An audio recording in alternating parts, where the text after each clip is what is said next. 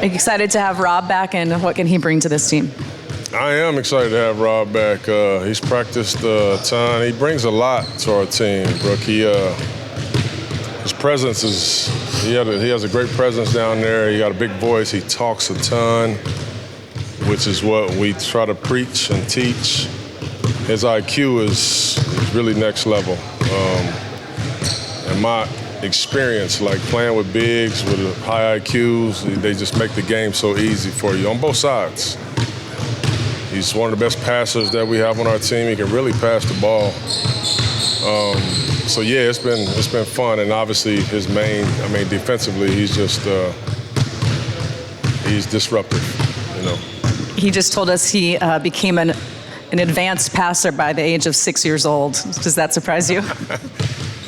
I tell you, I think passing is like it's a skill, like, and you can teach like chest pass and, you know, one hand. You can teach those things, but like understanding like real passers, like when you understand when things might break open or throwing a guy open, like that's a real gift. You know, I don't think you can really teach that, you know. And the guys that can do it, they just stand out. You know, you can look around the league and it's just like, oh, he's elite, oh, he's okay. Like, it just stands out. So he can thank God for that. Ish looks like a brick wall, man. Oh, yeah, he is. He is. He could be. My Broncos could use a inside linebacker right now. What's the value of him? You know, he just does it right. He does it right. You know, he talks, he competes, he can really guard. He got a good feel out there. You know, I think having guys like Ish, when you have all of these young guys, you need guys around that can actually teach them every day how to talk. You know, it's just not opening up your mouth. You got to know what to say. To know what to say, you got to study the stuff. You got to know where to be. And Ish, you know, is one of those culture builders, if you will, that I think most teams need. You know, you need guys like him on your bench or at the end of your bench where you just know that he's going to be up on the bench rooting on guys and cheering for guys and calling out coverages. He's just one of those guys. Are you pretty set on Scoot, Ant, Tease, Jeremy, DeAndre? I'm pretty set on it. I'm going to give it another day, another night at least for me to think about it, but I'm pretty set on it.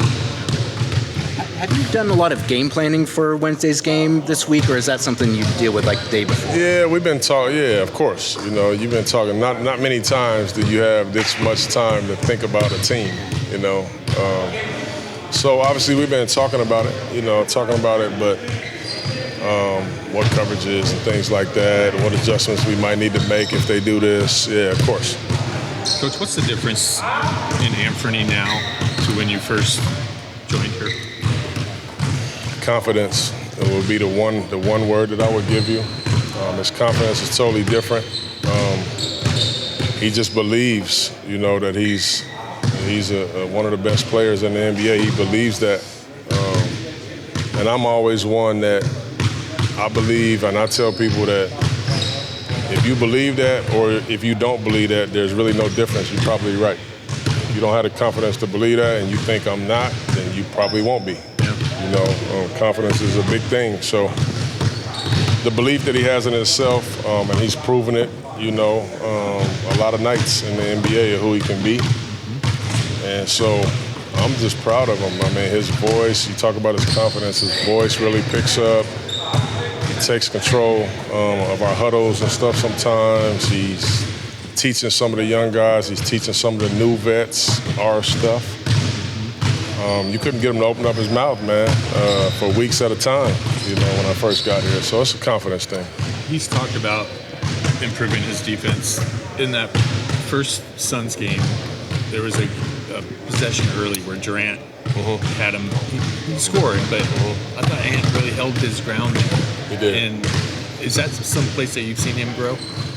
It is. It really is. And that was one of the things that I told Ant early. I said, you know, teams are attacking you all the time. I said, you're going to play another 15 years in this league. Like, do you want to be that guy?